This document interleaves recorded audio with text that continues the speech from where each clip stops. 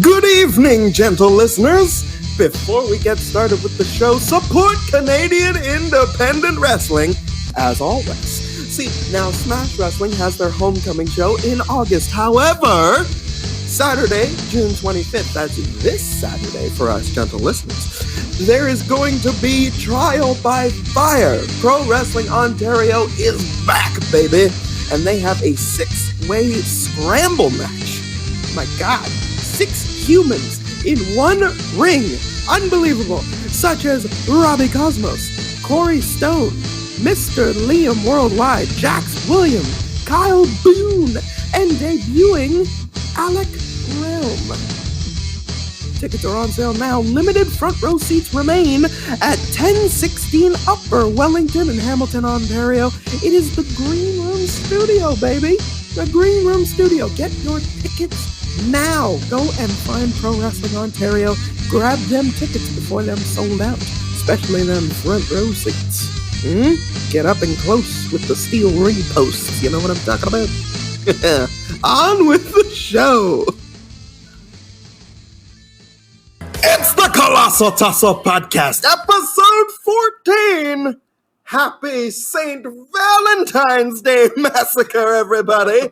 It is I, KJ Mayu Johnson, and just Baby John.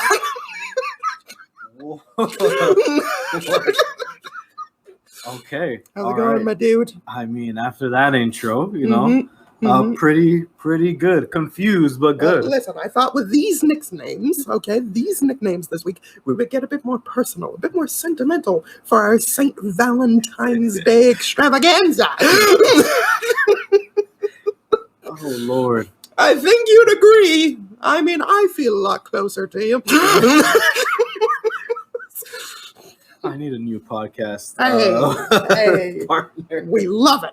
We love it. How have things been? Things been pretty good, buddy. How about you? How's life treating you?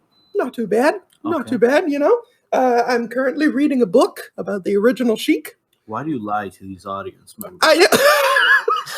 You reading a book. I am reading a book. Right now, we got through the John Moxley book. Yes. Right? Yes. Yeah.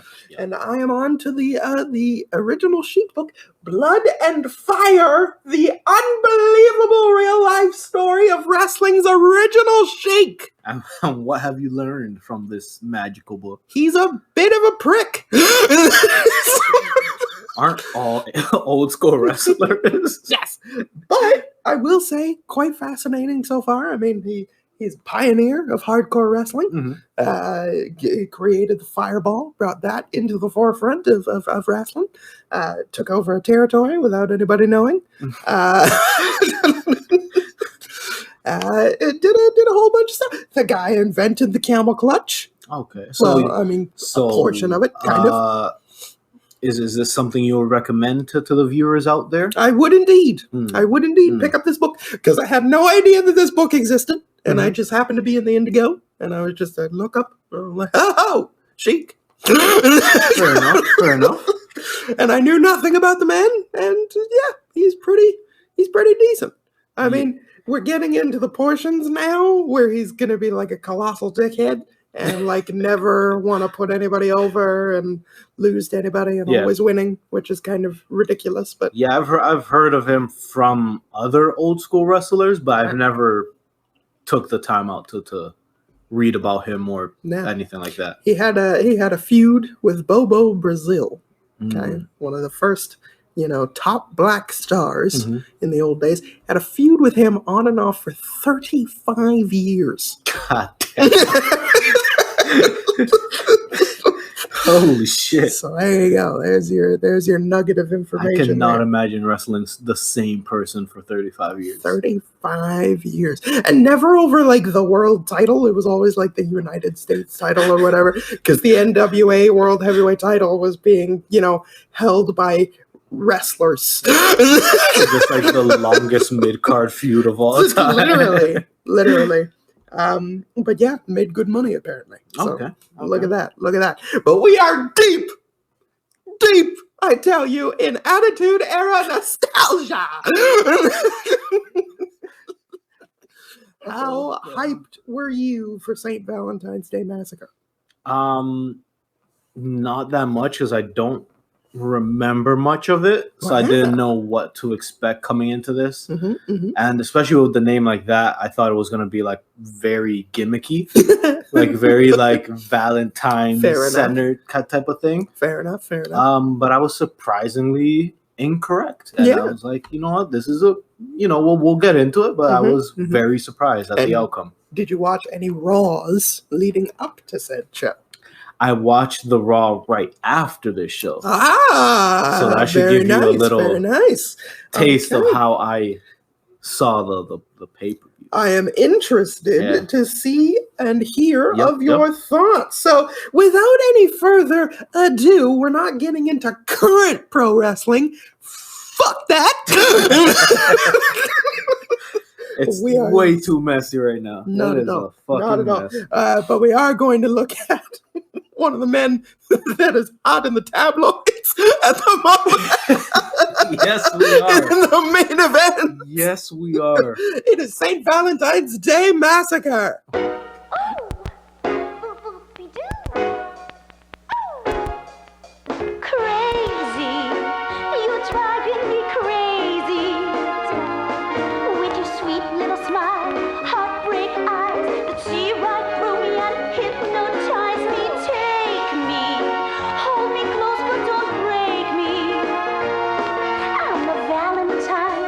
Just for you, and I'll make you mine. You're a dream come true, oh baby.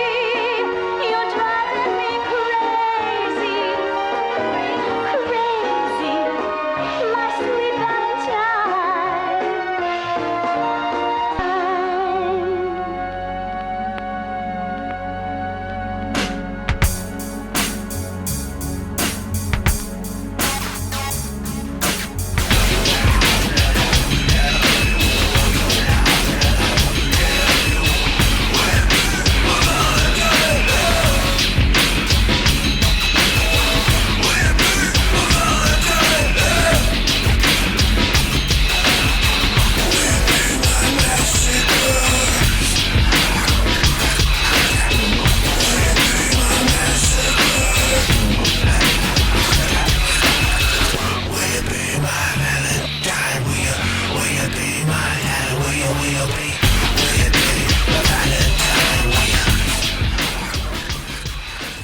All right.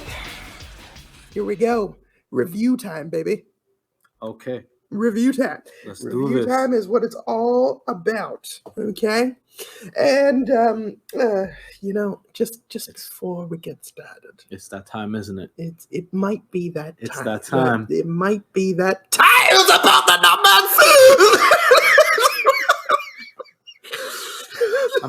I'm gonna find a theme song for this. Don't worry, I'm gonna find one. I trust you. So I'm gonna have to scream in the listeners' ears.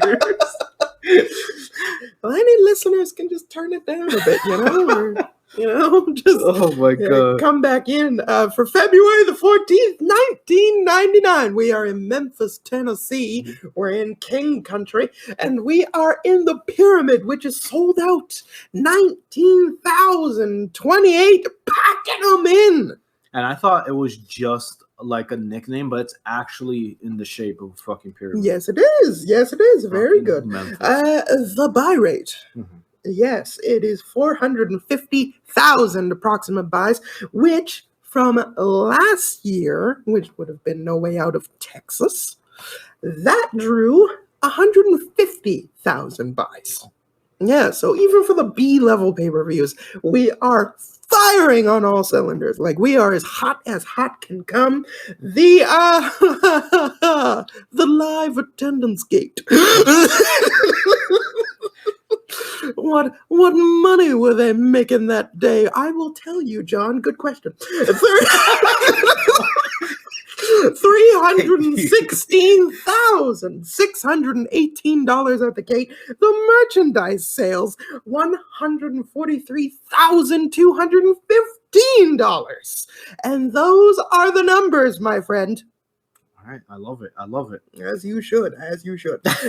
One thing to mention is the Raw that took place just before this, which was taped on a Monday and then aired in the U.S. on a Saturday, was a Sky Dome Raw is War. Yeah. Yeah. Wait, why was it aired on a Saturday? Was it always on? No. So what happened is that it was preempted in the U.S. by the Westminster Dog Show, which was a regular occurrence in the 90s. The Westminster Dog Show on the USA Network would take precedent.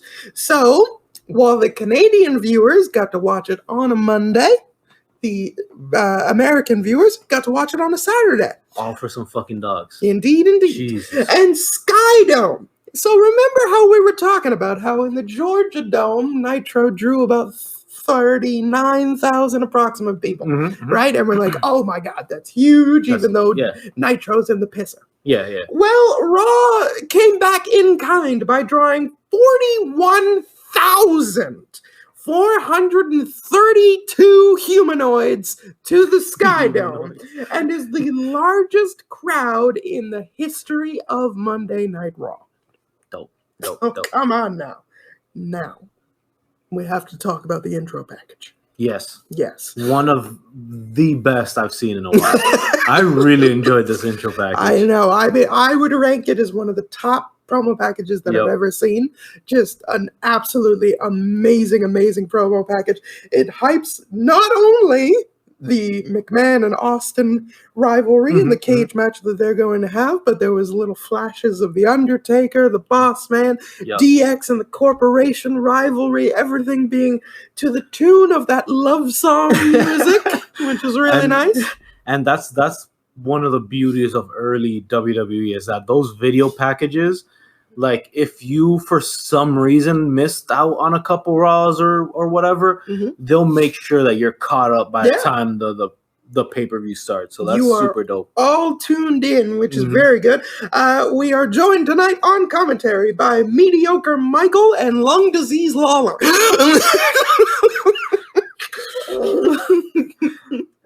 And while it is a homecoming for Jerry Lawler, he does have a bit of a sore throat. He does. A bit of a tickle. And it'll come out every now and then during the show. Yes, especially towards the end of the show. Which is kind of fucked up, which we'll get into. Yeah. But match number 1, it is Goldust versus Blue Dust.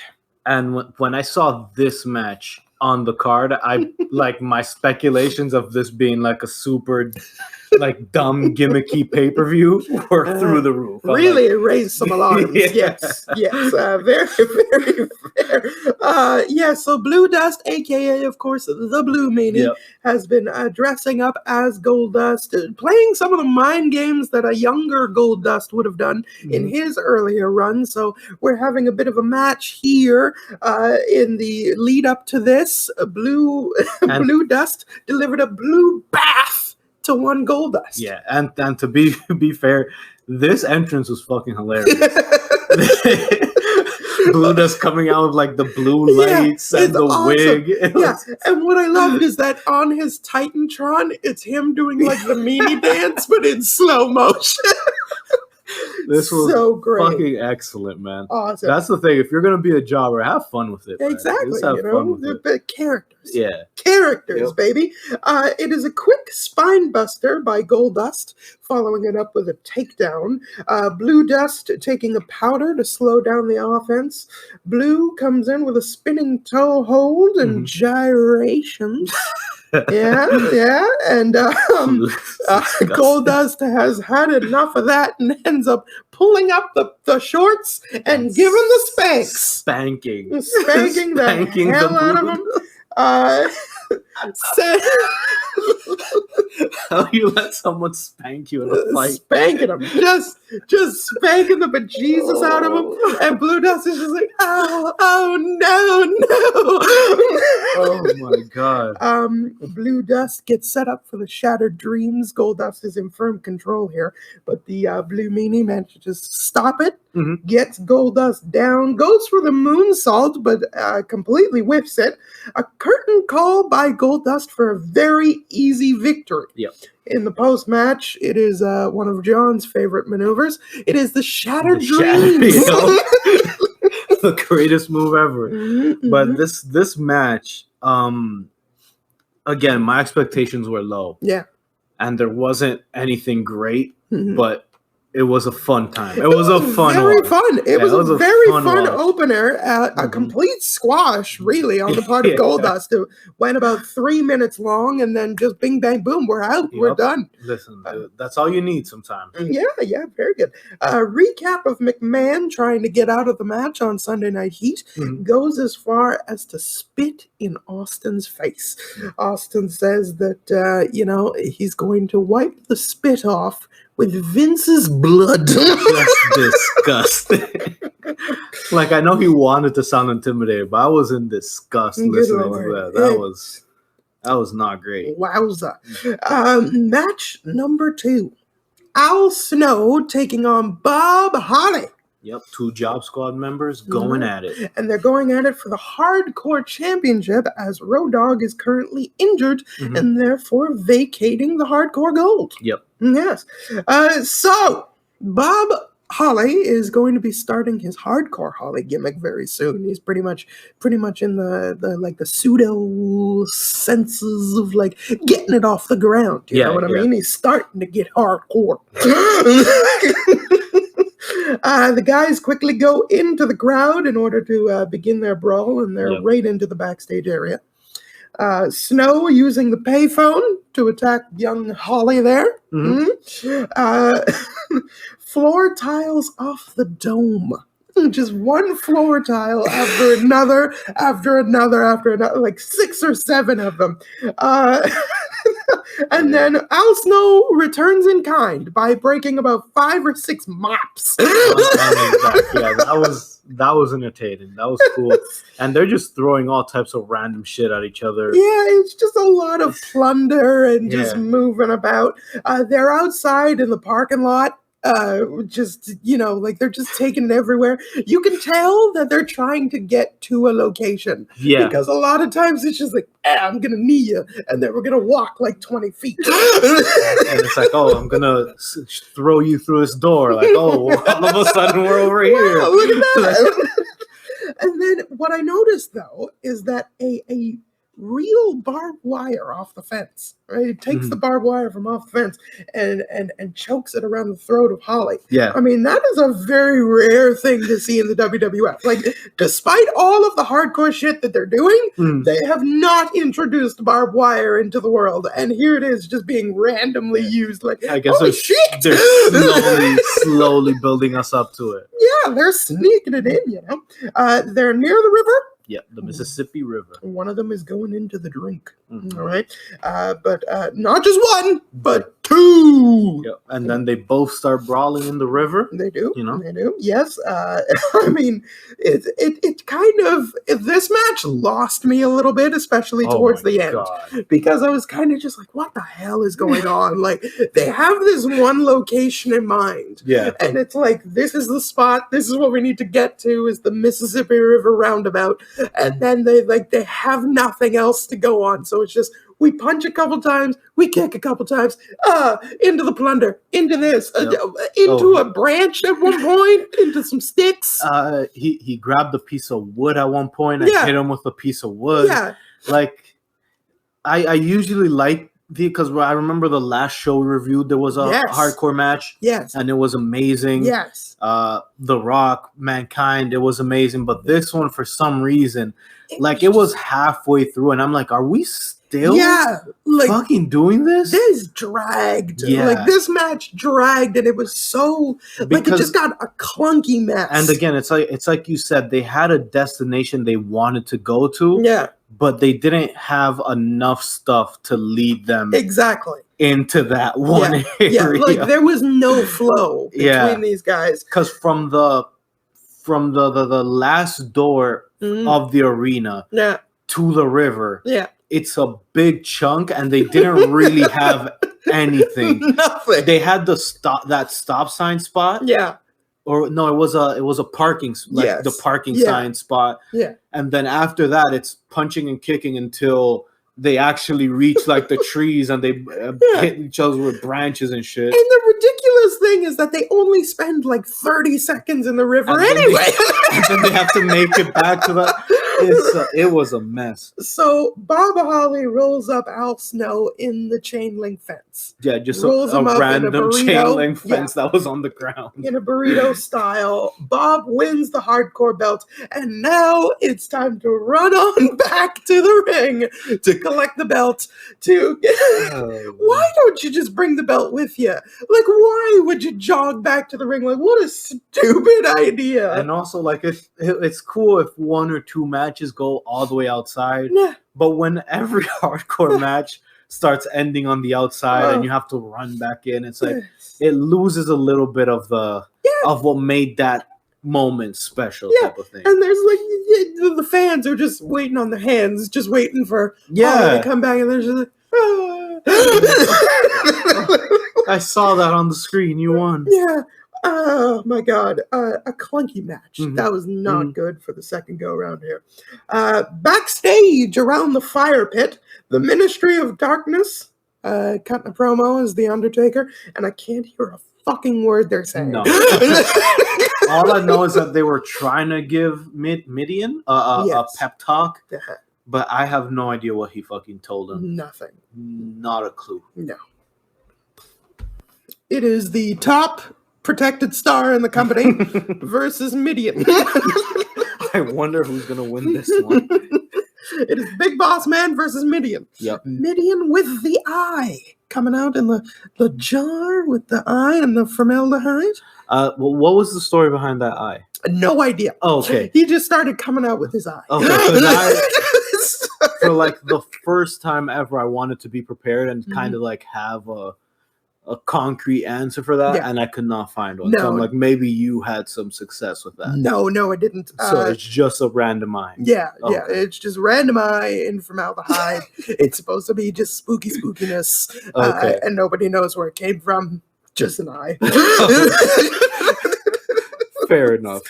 But Jerry Lawler shares your sentiment by asking, whose eye do you think that is? I think it just winked at me. That line pissed me off because it had no eyelids. It was just an eye. I'm like, how did it wink at you, Jerry? But it is Boss Man gets a low blow in and sends Midian to the outside. Boss Man grabs a chair, swings for the fences, but Midian ducks. The chair shot hits off the ring post, so he's got the whole like stingy hands, like, oh, my hands. And so Midian bites it. Wait, what did he say? Oh, my hands. Oh, my boy, my fingers. The crowd is stone dead quiet. Did you notice this? No shit. It's Boss Man and Midian. Jesus. Like they have no idea who to cheer for. Because it ain't Midian. They're not cheering for Midian. Oh yeah, because both of them are kind of heroes. Yeah, like the corporation and the Ministry of Darkness. Like, what the hell is going on here? But an Irish whip in the corner by the Big Boss Man and a big splash follows that up with the classic slide under the ring, an uppercut combo. Boss Man is pulling out all the classics. A massive boring chant. Listen, the crowd gets it, man. Yes. Midian tries to pop the crowd with a German suplex and a near fall. But he didn't quite land all of it. Not at all. No. That's what happens when you try to suplex a guy the size of Big Boss. Seriously. A backdrop by Midian to block a pile driver attempt by the Big Boss Man. But bing, bang, boom, out of fucking nowhere again. Big Boss Man with the Boss Man slam, and Big Boss Man wins. Listen, man. Big Boss Man from out of nowhere. And I was discussing this with my old Brohemian upstairs, the old John Greed, that I wonder if Boss Man is being groomed by getting all of these wins and looking real strong because he's going to be fighting the Undertaker at WrestleMania. Maybe. Yeah. Because there's no other way to explain that. It really is. Like, it's so bizarre. And the thing, too, about the Big Boss Man slam is that if he like would work towards it, or like if you're like, you know what, this is a natural point for this match to finish, but it's always at like the most random fucking moment. Just comes out of nowhere. It's like it literally is the RKO. Like it's so weird. Just poorly timed. Because like even for this match, I thought we still had like another 2-3 minutes. Because like Midian just hit a backdrop, so I'm like, okay, Midian's gonna go on a little run, then Big Bossman's gonna go. But no, he just hit a Bossman slam. Like it doesn't finish. Like, that's it. Just done. We gotta get moving. It's so I don't understand it. Like I love the Bossman for just how dominant he was in this area.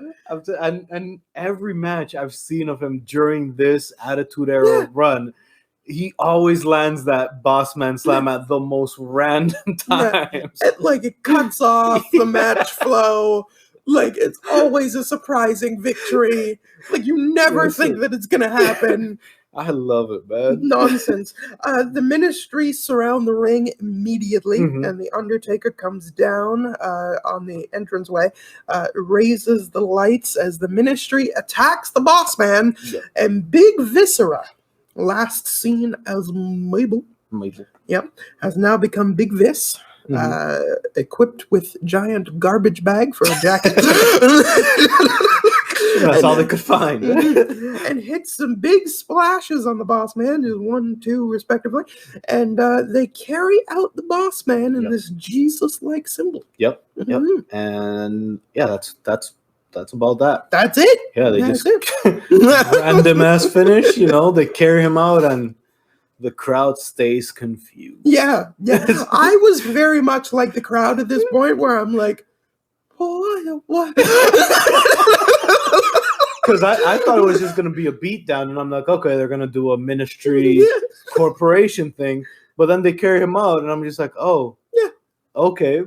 Maybe later on in the show, they'll tell us where they took him. They did not. They did not tell us where they took him. What instead we get is a recap of Ivory and Deborah in a brawl, in an altercation.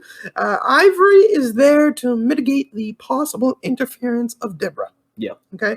Here to stop young sexual chocolate. There we go. From possibly getting the googly eyes. Getting distracted. Deborah. Yeah. Because match number 4, Out of all women, Deborah.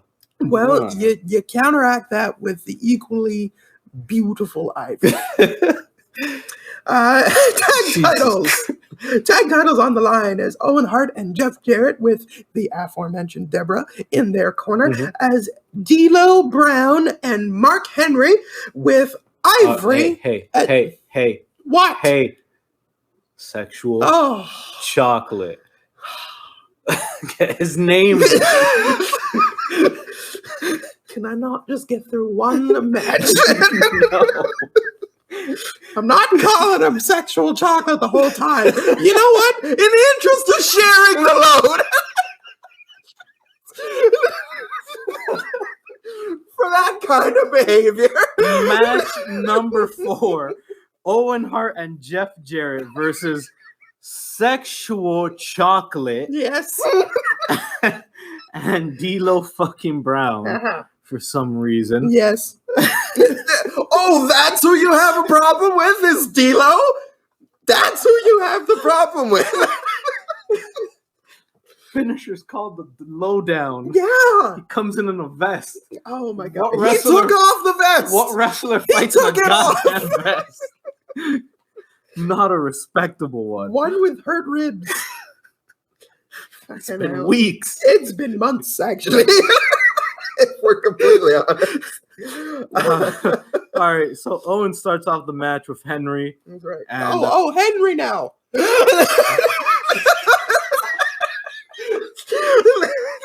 So now it's Henry. I'm not calling him sexual chocolate the entire time. Yes, it's Owen and Henry to start. Yes. Mark is using the power game to get the advantage of powerful clothesline, and then tags D'Lo in, still with the formula. I have to give them credit. Still with the formula. Mark Henry uses the power, always changes the complexion of the match, gets them off to a good start, tags in D'Lo. Yeah, and that's later on in this match. We're gonna talk about a moment that confused the fuck out of me. But yeah, the quick tag out back to D'Lo. Jarrett comes in and starts attacking D'Lo. Yes. But D'Lo hits his signature power bomb or whatever the fuck. Yes, I don't know indeed. his dumbass moves. Oh my god. Deborah tries to distract Henry, but D'Lo steps in, you know, kind of calming him down, being like, "Hey, you horny fuck, go to your side." Indeed. Jeff Jarrett and Owen Hart start taking control of the match with quick tags and some good tag team moves. D'Lo hits Owen with a suplex as he tries to get the tag to Henry, but Owens hits him with enziguri, and Jeff and Owen hit double back elbows to keep D'Lo down. At this point, I have to point out this thing on commentary. Jerry Lawler with one of the sharpest digs that I've ever heard. So Owen has got, I believe it's D'Lo in like a headlock, just wearing him down. And Michael Cole is saying, you know, how Owen and Jeff are good tag team partners and everything. They got good chemistry. And Jerry Lawler is like, that's because Owen's not wrestling with shadows. He's got a great partner. I'm like, holy shit. God like, you damn. just buried the fuck out of Bret Hart. Like, holy hell. Yeah, but Jerry at this point in his career just had no filter. Whew. The shit that he would say. Yes. Especially taking these random digs, like holy hell. Yes, a big crossbody by D'Lo Brown, okay, to get some life back in there. A running power bomb by D. All right, and finally gets the tag to Sexual Chocolate, a hot tag in big air quotes, I have to say. But Jeff Jarrett, Owen Hart into the corner, tried to go for a big splash, but no. But D'Lo managing to hit a big spin kick. See, but here's where I get confused, because D'Lo tags in Mark Henry. Mark Henry then goes for the splash in the corner with Owen and Jeff getting out the fucking way. Yeah. But then fucking D'Lo comes back into the match. Yes. But he didn't, like, Mark Henry didn't tag him. Right? So I was just like, what happened in that little... My question to you is, do you honestly think that Mark Henry can carry the rest of this match load? Listen, I feel like Jim Ross right now. Rules are goddamn rules. Because, yeah, he hits like a couple moves. He even goes for the pin. And I'm like, he's not even the fucking legal man. So that was confusing as hell. Well, be that as it may, Deborah gets up and starts distracting D'Lo Brown. Ivory is quick to get over there and start tugging at the jacket of Deborah. Yeah, because before the match started, Ivory did say that if Deborah interfered, she was gonna rip her clothes off. Yes, gonna rip the top off. Gonna expose the bosoms. Yeah. A chief way to humiliate Deborah. A guitar shot by Owen to the leg of Mark Henry. Jeff Jarrett then slaps on the figure 4, which at this point, like, there's no reason. Should have been a guitar shot pinfall, but whatever. Jarrett needs to get his shit in. Henry taps out. Yep. Okay. Deborah comes in to try to celebrate, but then Ivory comes in and attempts and fails to disrobe Deborah. No, she took the jacket off. She really didn't. Like, one arm came out. Yeah, one arm like came she ripped out. like a few stitches at most, and then they still like do the spot where they give her the tag belts, like that's supposed to cover up her bit, but like she's still got the jacket on. Like, and the jacket wasn't like, oh, the jacket's on the floor, they have to pay.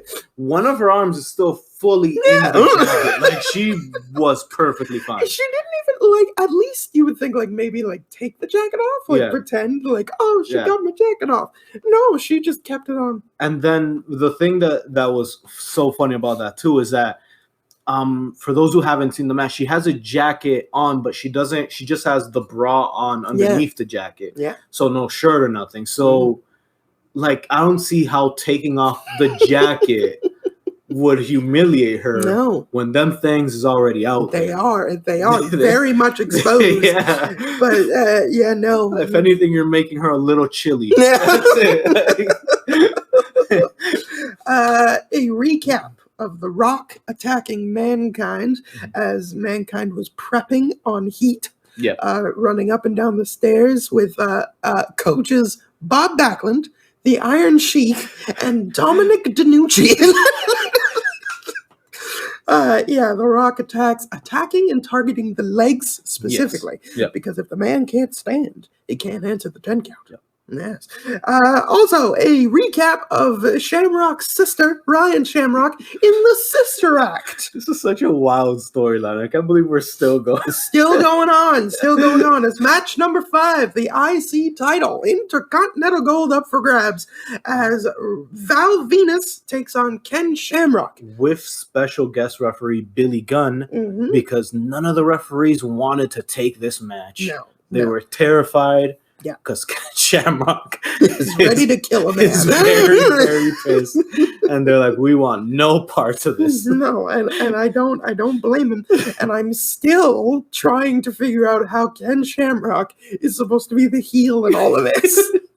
Like Val Venus comes out after with playing Ryan, the video package. Val Venus comes out with Ryan on his arm, like accompanying to ringside. Billy Gunn is like flashing like looks at Ryan, giving the film. Ken Shamrock is just being a protective brother by these assholes. He's like, hey, I don't want my sister to date a porn star, and all of a sudden he's the bad guy. Well, what about the woman's rights? You know, like no. He's like, they're just using her to get to my title. And everyone's like, all right, relax, Dad. It's like, good Lord. Because Ken Shamrock comes out here and he looks like a goddamn killer. I fucking love it. Like the eyes, the look, the shape he's in. Yeah. He runs to the ring. Jesus. Like, no like, cool entrance and saying hi to the fan. Like, he runs to the ring and is just ready to fight. Oh, Lord. A slow count by Billy to Val Venus early on. Shamrock is able to take control with a hard whip and a clothesline. A series of kicks to the back of Val. Billy gets in Ken's face to get it back in the ring. Get back in the ring. Takes a look at Ryan's buns at that point. Sneaks a little glance there. Jerry is also really starting to lose his voice here on commentary, I was noting. Val fighting back with an atomic drop. Val with some elbow drops, and Billy continues to slow count. So I'm trying to understand, does he want Ken Shamrock to win so that Billy can beat him? Or no one knows. Because he was doing those weird like heel referee spots to both of them. Yeah. So it was kind of hard to figure out whose side was he on. Yeah. Very confusing. Like, he was just slow counting for both. I was just like, who do you want to win? Odd behavior here. But Val Venus stays in control with a double underhook suplex, a backbreaker and submission attempt by Val, a spin off the post by Val, who is now really taking a beating. And Ken in this match is taking firm control. But he does go for a DDT on Val Venus. He then goes for the pin, but Billy Gunn refuses to count the 3. Yeah. So it's like, whose side are you on? You're doing slow counts for Val Venus, and then you're just not counting for Ken. So I was like, so weird. And Ken has also at one point got him in a submission hold, and he's like, ask him, and Billy's like, ask him what? And he's like, ask him what? Ask him what? Like, what the fuck? Great stuff from Billy Gunn. A power slam by Ken Shamrock. Mm. A fisherman suplex by Val in a near fall. Mhm. A cradle by Ken Shamrock. They're kicking into a good gear now because they were kind of slow to begin with, kind of boring a little bit, but now they're kicking it off here. Then Val Venus tries to climb the turnbuckle, but Shamrock throws him off. Mm-hmm. And then he does that stupid hurricanrana. He does. And of course, he lands on his fucking neck. Yeah. He can never fully hit that. But he gets back up, hits a belly to belly. Mm-hmm. Instead of going for the pin, he puts Val in an ankle lock. And he twists it, and turning, and twisting, and turning, and twisting. But Ryan Shamrock helps Val Venus reach the ropes. Yep. Ken goes down to confront his sister. He's like, "What the fuck? Yeah. What are you doing?" And then you can clearly hear him say, "Slap me." Like no attempts to hide it at all. He just clearly was like, "Slap me." And Ryan does as she's told. Hey, Yes. Ken pushes Billy, and then Billy fights back, and then fast counts Ken Shamrock. Val Venus is your new champion. Then Billy Gunn and Ken Shamrock start brawling. Yes. And Ken heads backstage, and then Billy and Val Venus start brawling. Yeah. So, you know, who the fuck knows? This feud must continue. I don't know. It's crazy. Yeah. It is DX's Triple H and X-Pac taking on Corporate Kane and the big jacked up bitch China. God. Hey, I got one word for you. Corporate. Yes, a big recap of China's betrayal. Yep. Turning her back on D-Generation X, saying the buck stops here. They replayed so much of that awful promo. Half of it, yeah. And I love how like half of this video package is just her hitting DX with low blow. Yeah. It's like low blow after low blow. Yeah, Triple H and X-Pac, they do come down. They have their promo. And Triple H does, in fact, call China a big jacked up bitch. Makes sense. Then Shane McMahon comes down to join commentary. Jesus Christ. I thought that was a Heat thing. Oh, He did that on God. Heat. I saw him come down and get on the desk, I was like, oh, shit. Oh, man. He's obnoxious. Because now you have a young Michael Cole, Yes. Jerry with no voice, Yeah. and Shane McMahon on commentary. Blowing himself up. Jesus. Like he's breathless. Triple H and Kane are to start. Kane is in control. A big boot misses, and then an elbow and a tag to X-Pac. Okay. Flying with the kicks, but Kane powers out and a tag to China, who demands the tag. Yeah. Demands it. China runs from the Bronco Buster, though. So she doesn't get too much time to work. No. And tags back in Kane. Okay, but then China helps out Kane with a cheap shot to Triple H, all right, from behind. But while she was trying to do that cheap shot, she did slip off the apron. No. She recovered pretty quickly, but I was just like, you fucked up. Yeah. Kane with a flying clothesline from the top. I have it right here. Big bold letters. Shane is unreal how annoying he is on commentary. And at this point of the match, Jerry and Michael, they're trying to help him out, like trying to ask him questions. Yeah. He is in his own world. No, he's disregarding it. He is all in the world. Yeah, come on, yeah. And they were, I forgot I should have wrote it down, but Jerry, I think, asked him a question. And he was just like, "Whoa, yeah!" And then Jerry repeated it, and he's like, "I don't know." And he just kept going. This was madness. China attempts to suplex Triple H, but counters, but follows that up with a slam. Yep, a little scoop slam. Okay. Kane misses a splash in the corner. Pac and Triple H with a double suplex. Yeah. Lovely Double stuff. suplex. I think a double DDT as well. Indeed. And then double clotheslines to send Kane fucking flying. Right out over. Leaving China all alone with X-Pac and Triple H. Yep. Pac on the outside with Kane, however, takes out Shane McMahon at one point. Just decks Shane right in the face.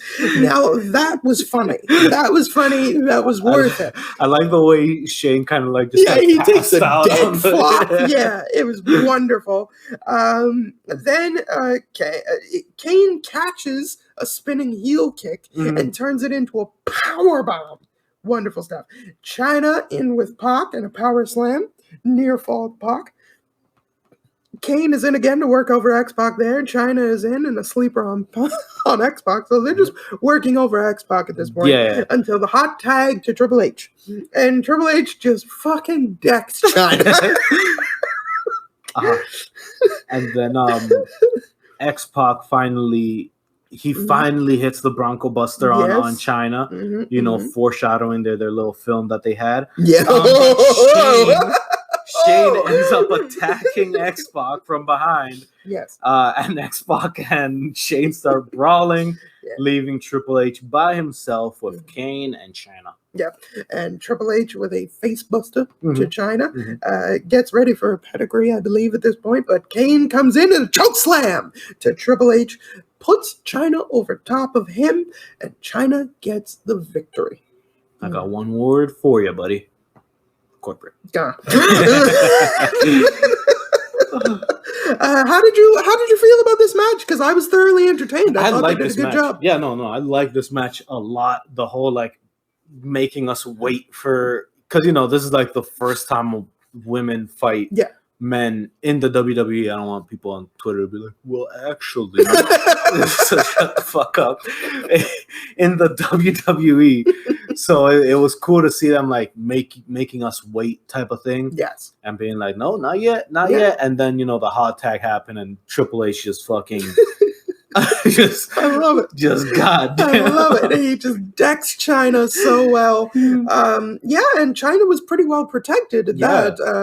Took basically very little offense. And fucking shout outs to fucking Kane. He he's a piece of shit now. But he was in his prime at that point. The flying clothesline. Yep. Just everything that he was doing in this match was fucking great. Yeah, put in some great work.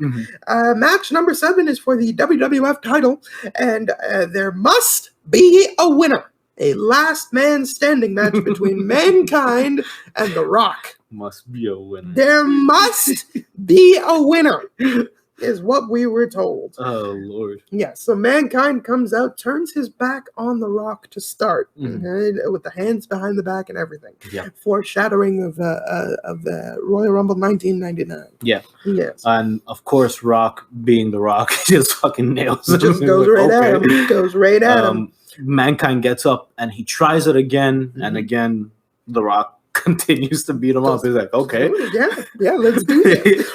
Mankind then gets his WWF title and nails The Rock with the belt for the first time that we're doing the 1, 2. Yep. Up the aisle and fighting in the entranceway go The Rock and Mankind. Turns whipping each other into the entrance setup. Okay.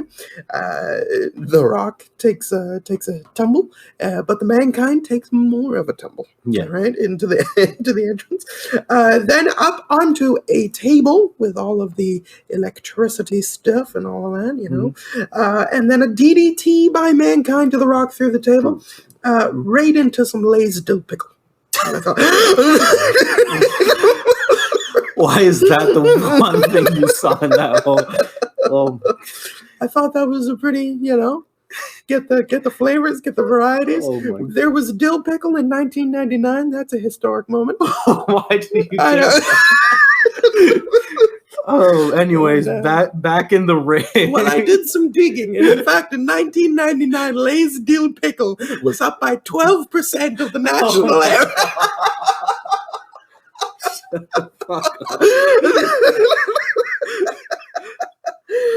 Oh God. Anyways, back in the ring, There's no Del Pickles, but Mankind tries to hit the people's elbow, but misses. He does. Yeah. And then The Rock takes him to the outside, suplexes him not once, not twice, but thrice. Yes. And expects there to be a fucking 10 count. Right? Do this. But no, Mankind gets back up and beats the hell out of The Rock at the announce desk. An elbow, from the apron to the announce desk by Mankind. Yeah. Mankind gets the steps. Rock kicks them into the face of Mankind, and then the chair off the legs. Yeah. Starts hitting him about 4 or 5 times. As the ref is counting, wait, was this spot? Yeah, as the ref was counting, The Rock gets the fucking steel steps. And mind you, Mankind is outside of the ring. Yeah. The Rock's inside the ring, and he just launches the fucking steel steps onto fucking Mankind. So ugly. There's also a spot where they're on the announce table, and Mankind gets backdropped, and his head smacks off the edge of the announce table, and his legs off the timekeeper's desk. Bounce off the fucking awful stuff. And then I have The Rock serenading us, and I have the clip that we're going to play, because not only is this wonderful in the spirit of St. Valentine's Day Massacre, but there is also a biopic of Elvis that is coming out this Friday. And here's a little thing from The Rock. The Rock's gift to you.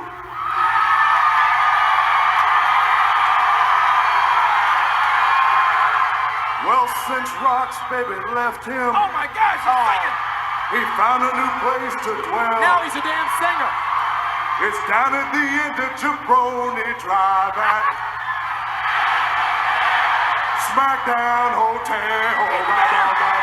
Rock feels so wrong.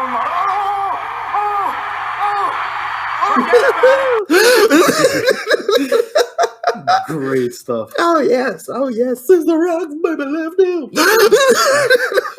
A DDT by The Rock, a great snap. He pulls that off quite beautifully. A double arm DDT by Mankind out of nowhere, though. Sacco is out, and Sacco is in, but a low blow, and then. He hits him with the low blow, but the Mankind just no-sells it and tries Mr. Sacco again, but then Rock reverses it into a rock bottom. Both men up at the count of 9 at this point. Both men grab the steel chairs and swing for the fences. It's a dueling chair shot. Both men take a hit to the dome, and both men are out. Counted for the count of 10. This match is a draw. Yep, and then we see medical staff taking both men out on stretchers. Yeah. You know. An ambulance ride, you know. I have to be honest, though. This does not seem nearly as dangerous as the Rumble 99. No. Which I believe warranted more of a stretcher job than this did. 11 unprotected chair shots to the head, and you get, like, one of the guys from the back to help you walk back. One shot here, and they're like, "Oh, we need a stretcher." Very strange. Yes. What did you think of this match overall? The finish, because they did specifically say that there must be a winner. It ends in a draw, last man standing. What did you think of this match, sir? I don't like, again, I don't mind the whole there must be a winner thing and then them just not delivering on that problem. It's WWE, they're never going to deliver just on broken shit. Promises, Yeah. You get used to the pain after a while. Yes. Yeah. But I like this for the feud that they're having, which is, Rock beats Mankind one day, Mankind then beats The Rock, Rock beats Mankind beats The Rock, and now we're at the point where, like, now neither man can beat each other. So it's like, where do they go next? What do they have to do next? So like, for one of them to get a clear victory. So storyline purposes, great match. The ending again was kind of disappointing, but it is what it is. And before we get into the main event, you had a chance to watch the next episode of Raw. How does this get followed up on? Doth you remember? I do not fucking remember. If I recall, Oh no, yeah, it's a ladder match. It's a ladder yes. match. Yeah. Sorry, I have the fucking mind Yes. of. Sorry, God, my buddy. mind is trash. But yeah, they schedule a ladder match for the title. I don't know who won that though. It was indeed The Rock. No. Yes. No. Yes, with help from a friend. No. Yes, and we'll be getting into that shortly because in our main event, it is time for a steel cage match where Steve Austin is putting everything on the line, his spot in WrestleMania, in order to have a cage match with Vince McMahon where no corporation member will be allowed at the ringside. Yeah. Now, to recap, because how did we get here? Vince McMahon forfeited his shot at WrestleMania against The Rock on the Raw after the Royal Rumble, in which case Shawn Michaels came in and said the runner-up is the guy that is the victor in this case, and that is Stone Cold Steve Austin. So Steve Austin says, okay, well, listen, I want you so damn bad that I am willing to put up my shot at WrestleMania if I could just get you, Vince McMahon, inside of a solid steel cage. A bit of a convoluted way to get to where we want to go, but hey, it's not terrible. Yeah, you know? yeah. I mean, But it is the most complicated route to get to where very we're going. much, very much 'Cause so. if you're just gonna not take the title shot, Yeah. then why not just let Stone Cold win, Yeah, right? yeah. And then just be like, hey, you know, I'll fight you for your title. There you go. I just feel like it could have been way easier to get to this point. Yes, yeah. I think what happened was we had the swerve for the sake of a swerve because we didn't want Austin winning 3 in a row because at this point he won 97, he won 98, and he would have won 1999. Oh. So I'm imagining that probably had a few things to play into it. But by doing the swerve, which is stupid to begin with, you then had to book yourself out of the corner by saying, well, we can't let Vince go to WrestleMania And fight The Rock. yeah, and he wouldn't put up the title opportunity. Like if Vince kept it, he wouldn't. It would make no sense for him to be like, "Oh yeah, I'll put it up on the line. I'll face you in a steel cage." Like that makes no sense. But Austin would put up a thing to entice Vince. That would make sense. But in that case, just let him win the fucking Rumble. And then there'll be like a cool little thing, be like, "Oh, he's the only 3-time winner or back-to-back winner, whatever the fuck." Yeah. Because taking this route is like. God damn. Yeah, there you go. Jerry Lawler perfectly summing up the hatred that Vince McMahon has for Steve Austin. If hate was written on every grain of sand in the Sahara Desert, that wouldn't equal the hatred Mr. McMahon has for Stone Cold Steve Austin. Oh, shit. Amazing. That's Amazing stuff. Next level hate. Yes. Steve Austin comes out first, getting a monstrous pop. Vince McMahon coming out right after. Now he has the No Chance in Hell theme. Yeah. Fantastic. Vince teases about getting into the steel cage, you know, doing a do-si-do, slamming the door, walking around, pomp and circumstance. The crowd is electric. And the first time, really, that they've been on all night. I mean, The Rock and Mankind, they had them pretty well, but this is, you can tell this is what they came This is to what, see. this is the match everyone was looking forward to. Yes. And then they switch places as Vince McMahon gets inside the steel, as Austin gets out of the steel, and Vince is keeping him. All right. He's moving around pretty well. Okay. He's like jumping around the cage. He's moving. He's like climbing really well and all that stuff. Yeah. Austin fakes a knee injury to get Vince McMahon to the outside, and Austin is beating the shit out of Vince McMahon all over ringside into the crowd. And I love how Vince is trying to run up the stairs, and Austin's chasing him, and you can hear Jerry being like, "Take him to the ladies' room, Vince. Take him to the ladies' room." trying anything he can to get away, but alas, not to be. He gets taken back to ringside. Vince trying to climb to escape, but no, the beatdown continues. Vince finally climbs along the announce table side of the cage, and now then. Vince McMahon was moving quite nimbly before. Yeah. But he gets his head bounced off the cage. He flies. Yeah. And it's a magnificent leap. Listen. A magnificent leap. No one told him to jump like that. That was just beautiful. It was phenomenal. Only problem, he landed on the 2 inches short. Great leap. He just landed a little on the edge. Yeah. Just a little offside. So he went spine first into the edge of the fucking table. And he bounces before the table breaks. We shouldn't be laughing, but God Jesus Christ.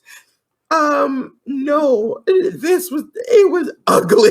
Listen, like you see the headshot, the bounce, everything perfect. Yeah. When you see that old man bounce spine first off a table, you're like, oh shit. Jesus. Then they're about to announce that Austin, like, as you know, stretchers are coming out trying to take out this man with a broken back. They're about to announce that Austin's the winner, but Austin grabs the mic and he says, no, that's not happening. He looks at one of the guys that's helping Vince, and he's like, is that son of a bitch still breathing? Is that son of a bitch still breathing? Then that match is still going, and then he went out. And a funny moment, as he's going out to fight Vince, you can see the medical staff trying to run off with Vince. Like as fast as they can. Austin pulling everybody off because the match never started. Nope. So they pull him off. McMahon is brought back, tosses to ringside, back into the ring, and the match is finally on. Steve Austin with an elbow off the top rope. A second elbow off the rope. Austin says that's it. He's going to leave, heading through the door, but instead Vince McMahon with the finger. And Austin's just like, no. I just gotta beat him up some more. Gets back in, tries to beat up Vince some more, but a low blow by Vince McMahon and tosses Austin into the cage. Vince goes to climb, but Austin stops him and pulls him right on back in, smashing his head off the top of the cage again. He's ass over tea kettle on the top of the cage. Comes right back down. Vince is open. Cut open. Austin beating him down some more. Looks to leave again, going over the top of the cage. But this time, he's like, you know what? The double bird. He's like, you know what? He's bleeding. It's over. I'm just going to go home. But no, still the double bird. The double bird. And Austin, he just can't let it go. He can't help let himself. Vince McMahon, he can't let Vince have the last laugh. Back into the ring again. Vince McMahon is being murderized right now. A stunner. But then, here comes Paul White, the Big Show. From underneath, he breaks open the ring. Indeed. Comes out. Yes. And at this moment, I'm like, oh, here comes a swerve. Yeah. But Big Show or Paul White or whatever you want to call him, he grabs Austin, starts hoofing him in the cage, throws him towards the cage, picks him up, breaking the cage, breaks the cage door wide open. And Austin drops to the floor. Austin has officially won. Yep. Yeah. That is the worst way to debut. Costing your boss the match. I mean, how does that make him look good? I don't know. On his debut night. It doesn't make any sense. And again, it's just the most complicated way to get to just make Austin climb out the fucking ring. God damn. Why do this? Oh, man. Like, I don't understand, because it's not as if Paul White got like a huge amount of offense. Like, it's not as if he was beating the shit out of Austin, and then in this moment of just pure rage, just hoofs him. Like, if he had like a solid like 2 minutes of just killing Austin, and he's like rage filled, people are coming in trying to stop him, and he's just like, fucking no, and then like just run, like throw. That would be like, oh my god, like this monster couldn't control himself. Throw him out. But because it was like one move into the cage and then tosses him and then the door swings up, I'm like, what? And if let's say you haven't followed the Big Show's career like that, right? This is your first time seeing this guy.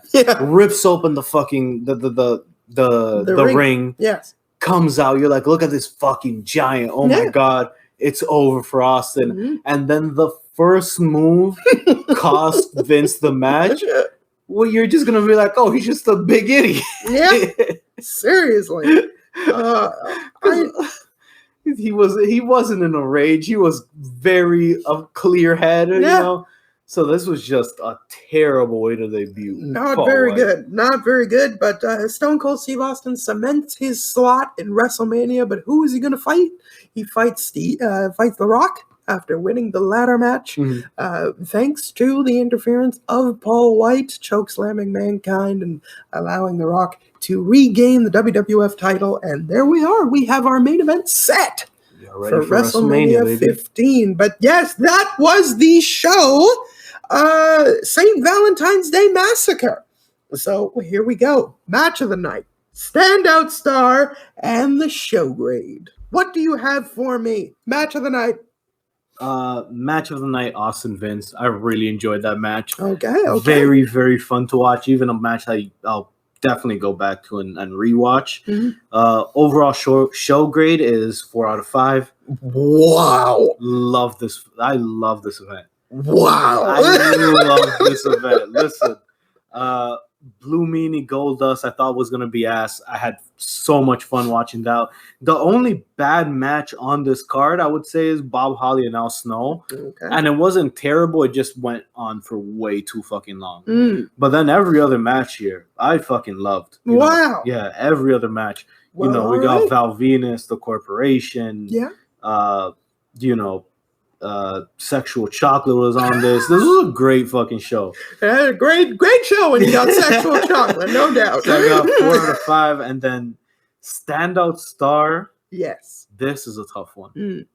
This is because I really enjoyed this show. So everyone was great. Wow, but I would have to go Austin. Okay. Yeah, I'll go. I'm gonna take the safe bet today. I'm just gonna go Austin. All right. I feel you. Well, yeah. Then for the first time, you and I are really on opposite ends of the spectrum. Really? Yes, because this show bored me to fucking tears. What? Yes. Oh my god. Literally, the Goldust, Blue Dust got me in like a hot mood. I was like, oh, great, okay. And then we had the hardcore match, Bossman, Midian. Like, these are 2 boring matches, bored me to tears. Bossman getting a win, like, yeah, great. Like, I love Bossman at the moment, but he's so strongly booked in these matches that aren't, like, stellar matches, really. Yeah, that just end randomly. It took a long time to get the Ken Shamrock Val Venus match going, in my opinion. And the Billy Gunn just kept it really choppy for me. I didn't know who he was going for. The only 2 matches where I was starting to get picked up, which leads into my match of the night, was Rock and Mankind. The Last Man Standing. I thoroughly enjoyed that match, and I enjoyed the main event for the fun that it was, but 2 match does not a good card make. That's fair enough. That's fair. So, yeah, for me, I was so bored until an hour and 15. I would say maybe glimpses of the tag match between Kane and Chyna and DX. I was enjoying that a little bit. But yeah, my standout star is Mankind. For obvious reasons, I think he's. I'm also kind of lumping this in with stuff that I've previously seen with the halftime heat and the Yeah, Raw yeah. and all the context that I've had. But even still, on this show, I think he put in a great performance. So yeah, my overall show grade is half of yours. It is a 2-star grade. Holy. My least favorite show so far. St. Valentine's Day Massacre. If it were up to me, I would be saying, don't go out of your way to watch this one. It wasn't that bad. It was a decent. It was a good fun man. time. Different strokes for different folks. For me, I was bored, but I am hyped for WrestleMania 15 Yes. regardless. Especially with all the context that we have now going into the show. Yes, yeah. Oh my god. We still have a couple of Raws, which are Mhm. going to have some hot moments. And of course, we have the beer truck coming as the go-home episode, I Yeah. believe, of Raw is Ward before WrestleMania. So a lot of good Yeah, you got stuff the- still to come. Beer truck, the ladder match that happens right after Indeed, this indeed. event. So there's a lot of shit going on Raw right now. Tons of stuff. Definitely a great time to be a super fan. Mhm. I've been talking to people that were living through this Attitude Era, and yeah, the more that I talk about it, the more nostalgic they feel, and they're saying that's the best time in wrestling, bar none, Yeah. hands down. And yes. Based on what I'm seeing in context, being right back in there with the Raws, with a Sunday Night Heat, which I've never watched, with everything else in between. Hell yes, this has been an incredible time for wrestling, despite this dud of a pay-per-view. We're of course going to continue to review other shows, but this Indeed. has to be like the best road to a main show we've seen in a while. Certainly. So we are one stop away before the conclusion of the Rock Austin saga that we have looked into. The road to WrestleMania 15, the climax, is soon upon us. So, thank you so much for tuning in this week Thank you. to the Colossal Tussle Podcast. I leave it to you, my friend. Where can they follow us? Where can they reach the show? Follow us on all social media, Twitter at the Colossal Tussle 1, and YouTube at the Colossal Tussle. You can follow Keenan on Instagram at Director KJ. Indeed. Right? That's Indeed. it? It's just that. Indeed. Be It's just that. confident. Be confident. Listen, I want to give the follow to some other KJ. Well, I don't in the want them to world. be like cagey about it either. Like, oh, I'm not going to do it if they're not sure. Could be a robot. I don't know. If he's not sure. Remember, Mondays, Wednesdays, Fridays, go on Twitter. I'm going to be watching most of the major shows. Yep. And go see me give out some terrible fucking takes and argue with me all the time. Yeah, and talk about how Vince McMahon is a sex perv, how Jeff Hardy is being arrested, how everybody's injured, how SummerSlam is in the can, and more. So much more. A lot of shit that you can talk to me about. Remember, that's the Colossal Tussle 1. Indeed. I'm there most of the week, but Monday, Wednesdays, and Friday for the 3 big shows. Yep. You can catch me on there, and yeah, let's have a little discussion. Indeed. Yep. And on Spotify, Yes. Amazon Music, Audible, Stitcher, and Stitcher. Google Podcasts. Yep. You can find this place, Colossal Tussle. Like, share, subscribe, do everything that you need to And do. you guys already know the drill. Mhm. Apple Music coming soon. On the way. Yeah. Yep. This is not a Veer Mahan thing. No, It is. no. It is. It's around the corner. We're about the same amount of time, though. It's getting dangerously close to Emelina territory. Listen, we're gonna play Emelina and just not put it on. Yeah, we'll just come out, we'll record one episode and then immediately take it down. But until then, folks, we have WrestleMania 15 on the horizon as our next stop. And then, what is our new storyline that we're going to be getting into? Find out next week. Dragon. Yeah. Ball Z. Ooh, Dragon Ball Z? Stop Sweet. pretending like you know. Right. Listen, cartoons. I grew up on Treehouse. Take care, everybody, and we are out.